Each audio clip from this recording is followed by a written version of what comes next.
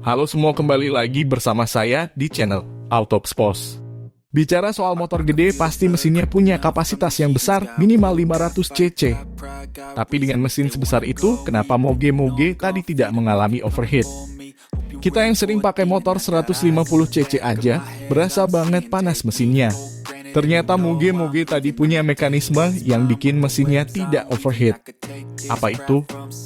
Kalau Anda lihat komponen yang bentuknya mirip sarang lebah ini adalah rahasianya. Radiator menjadi kunci penting untuk mesin kendaraan agar tidak overheat. Tidak memang bisa melihat radiator ini di motor-motor 150 cc. Tapi di kelas 250 cc ke atas, ukuran radiatornya terbilang cukup besar. Ternyata lebar radiator sangat mempengaruhi suhu mesin. Lalu bagaimana cara radiator menjaga suhu mesin agar tidak overheat? Perlu dipahami, radiator itu komponen yang fungsinya untuk melepaskan panas dari mesin ke udara bebas. Kalau Anda lihat bentuknya yang lebar, ini ditujukan supaya panas dari mesin bisa menyebar ke semua permukaan radiator. Semakin lebar radiator, semakin banyak pula panas yang dapat disebar. Ketika motor berjalan, udara dari luar akan menabrak permukaan radiator.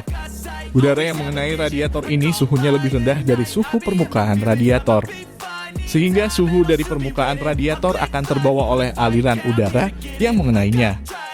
Karena suhu pada permukaan radiator terbawa aliran udara, itu membuat panas pada permukaan radiator berkurang. Dan ini akan kembali digunakan untuk meratakan panas dari mesin di siklus berikutnya. Jadi siklusnya, panas dari mesin akan diratakan di permukaan radiator. Lalu panas tersebut terbawa oleh aliran udara yang melewati radiator. Setelah panas radiator berkurang, kembali diisi oleh panas mesin dan panas tersebut kembali dibawa oleh aliran udara. Siklus itu berlangsung secara terus-menerus ketika mesin bekerja. Kenapa mesin tidak overheat? Karena panas yang dihasilkan oleh mesin selalu dikeluarkan oleh mekanisme yang kita bahas barusan.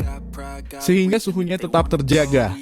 Tapi pertanyaannya, bagaimana panas dari mesin bisa diratakan ke permukaan radiator? Kalau Anda lihat secara teliti, radiator itu punya dua selang yang terhubung ke mesin.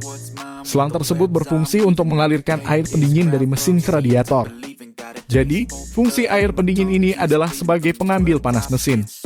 Air akan berputar-putar dalam selubung yang namanya water jacket.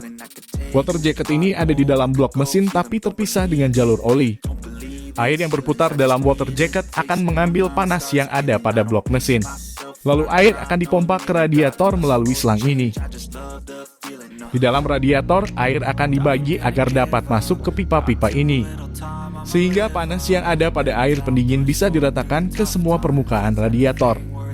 Ketika panas sudah pindah dari air ke permukaan radiator, maka air yang ada di sini suhunya jadi lebih rendah. Lalu air akan tersedot untuk kembali masuk ke water jacket yang ada di dalam mesin untuk mengambil panas lagi. Jadi air ini hanya berputar-putar dari water jacket ke radiator dan balik lagi ke water jacket. Tapi gimana kalau motornya tidak bergerak? Kan nggak ada aliran udara yang mengenai radiator. Biasanya di belakang radiator sudah terpasang kipas elektrik. Kipas ini memang tidak selalu bekerja. Kipas ini hanya bekerja jika suhu mesin mulai panas tapi tidak cukup aliran udara yang melintasi radiator. Jadi tidak perlu takut mesin overheat. Karena sebesar apapun kapasitas mesin pasti punya mekanisme pendinginan yang dapat mencegahnya dari overheat. Yang penting air pendinginnya jangan sampai kurang. Itulah penjelasan tentang sistem pendingin radiator pada sepeda motor. Semoga menambah wawasan kita semua.